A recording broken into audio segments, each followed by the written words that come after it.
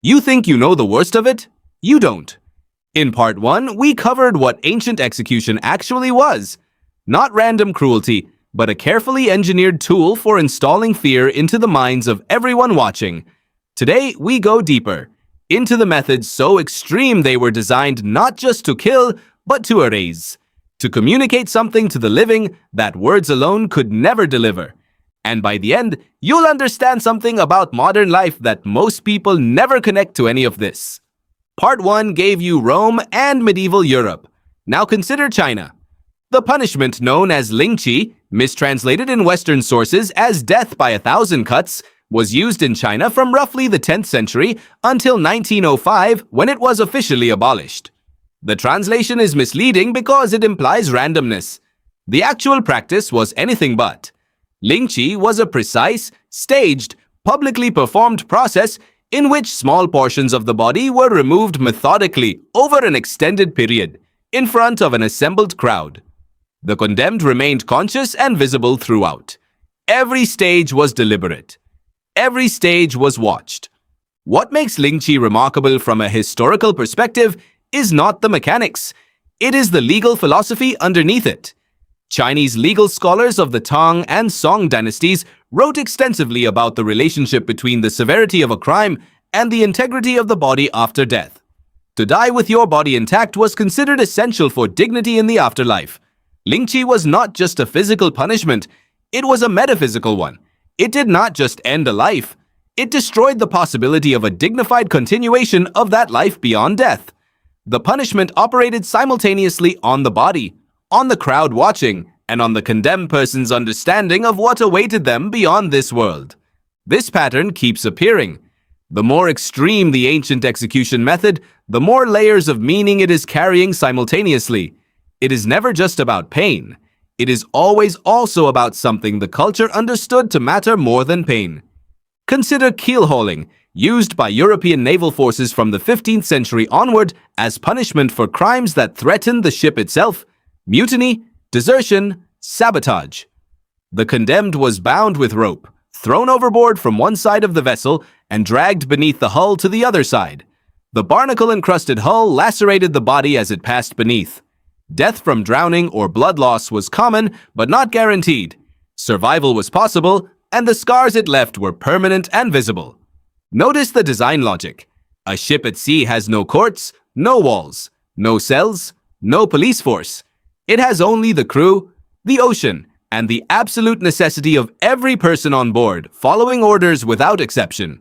Keel hauling was the only mechanism available to communicate, permanently and physically, what the consequence of defiance looked like. The survivors carried the lesson on their bodies for the rest of their lives.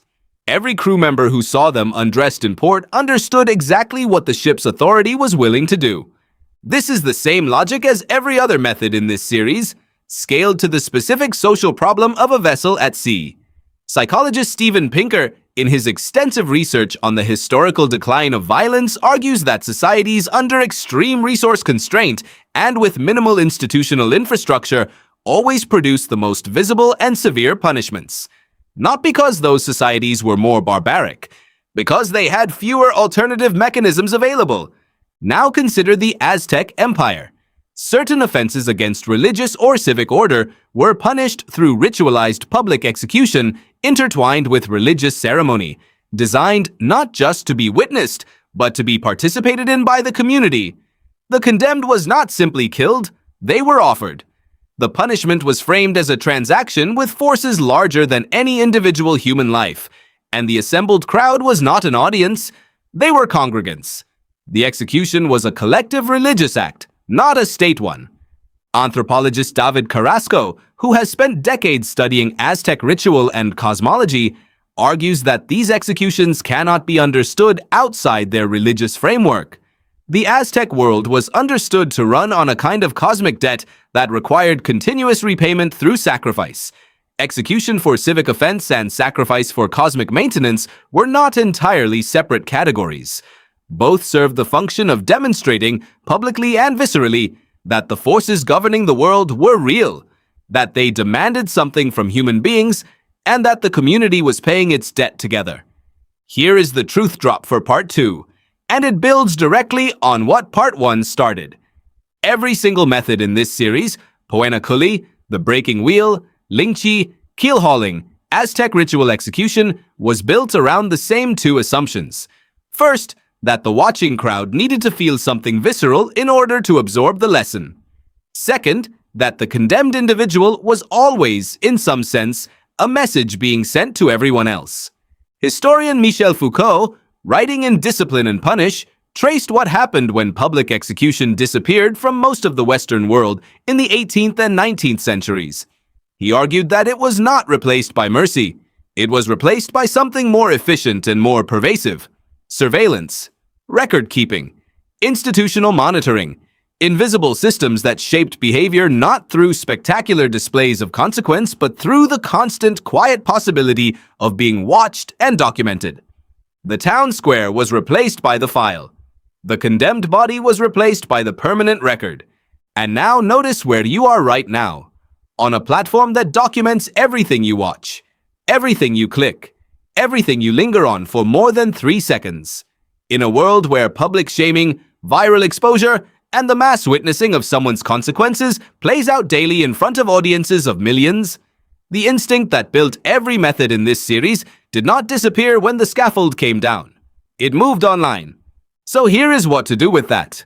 The next time you feel the pull toward a public shaming, a viral pylon, a trending exposure, name what is actually happening. You are participating in the oldest human mechanism for enforcing group boundaries. You are part of the crowd in the town square. The person trending is the condemned individual, almost incidental to the real function of the event. That function, now as then, is to remind everyone watching where the line is and what it costs to cross it. You are not broken for feeling that pull.